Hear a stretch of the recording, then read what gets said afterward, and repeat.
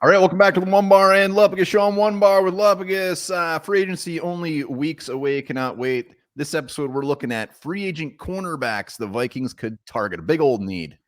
Hell yes. And if you want a big old need in your life, you maybe need a little risk from day to day, get some Underdog Fantasy. Download the app right now. Promo code SKULL. Match your first 100 bones up to $100.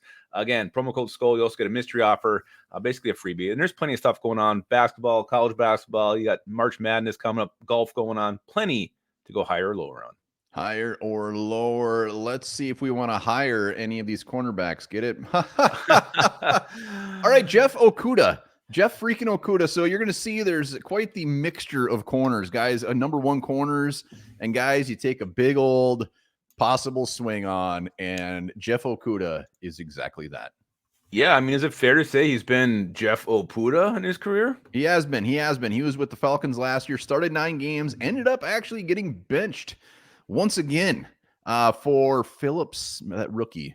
Phillips III. I can't remember his last name. Anyways, he was benched, but he's still only 25 years old. Former third overall pick. Jeff Okudah has not put it together. I just love Jeff Okudah that he was a third. He's got 2 career interceptions. I was just looking at stats. Like the number that pops out is in 2022 he had 73 total tackles. So the guy was up supporting the run. Was that because he couldn't cover the guy in front of him? Had to bring him down. I don't know. 7 pass breakups that year too. So he kind of peaked in 22. Yeah, just the guy. The potential is there. The skills are there. Just have not translated from the college game to the NFL really game. Aren't there. Well, I mean, they were there in college. That's why he was the 3rd overall pick. There was definitely, I mean, that was like consensus too. Like, I mean, it wasn't like the Lions reached on him. Like he was considered that good that year coming out of college. So yeah, why he hasn't put it together, I don't know. Some guys just don't do it. And can Brian Flores be the guy to get that out of him? I don't know. He's been benched more. He's been benched more than he has interceptions.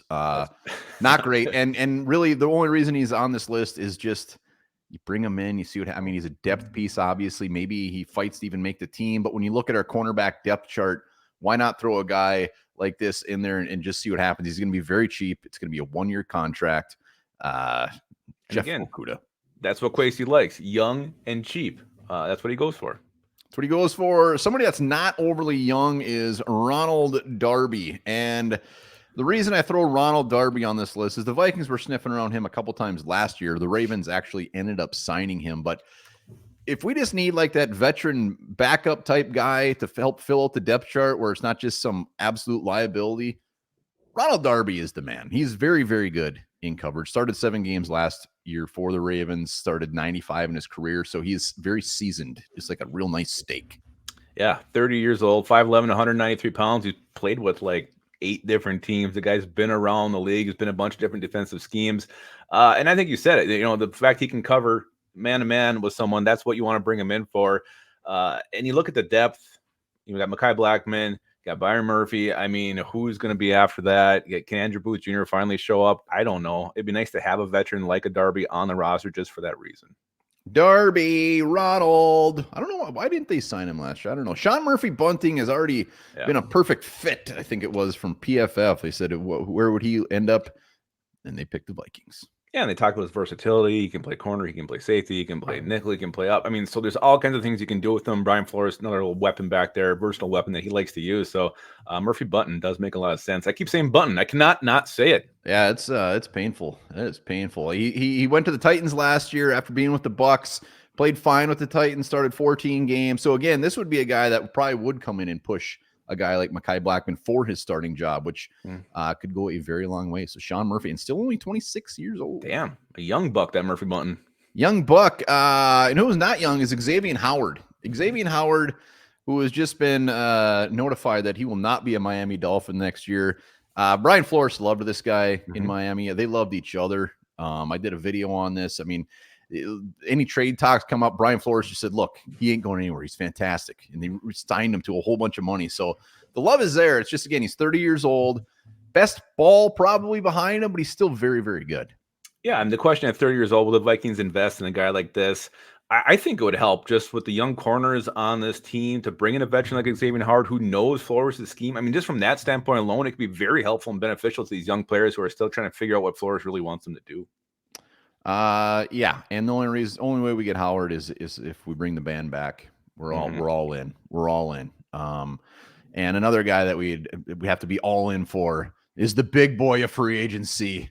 There he is, Sneed, Kansas City Chief cornerback. L'Jarius Sneed is the perfect example of someone you hate if he's not on your team, but if he's on your team, you love him. He's snippy, he's mouthy, he's chippy, maybe he's borderline even dirty, but the guy's damn good. He can take out a number one receiver. He's proven it. He just seems to get better and better every single year.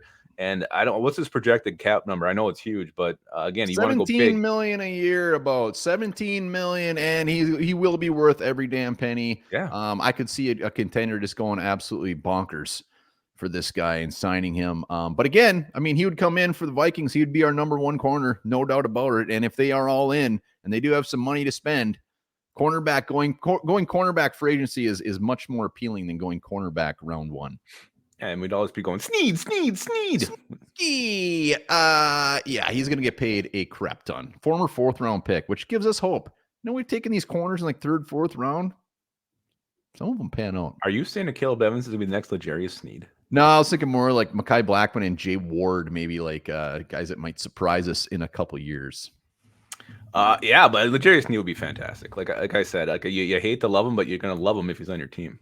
Yeah, he's fantastic. $17 million a year. About the other guys that we mentioned on this list, I mean, Howard, I don't think he's going to get overly a ton. It'll probably be a 1-year deal. And then the Darbys, Okudahs, Murphy-Buntings, fairly cheap options that might have some teeth in the end. Yeah, I bet you got one of these guys right. Oh, we will. There you have it. Let us know in the comments if there's any free agent cornerbacks that you want to sign or if any of these guys tickle your parts.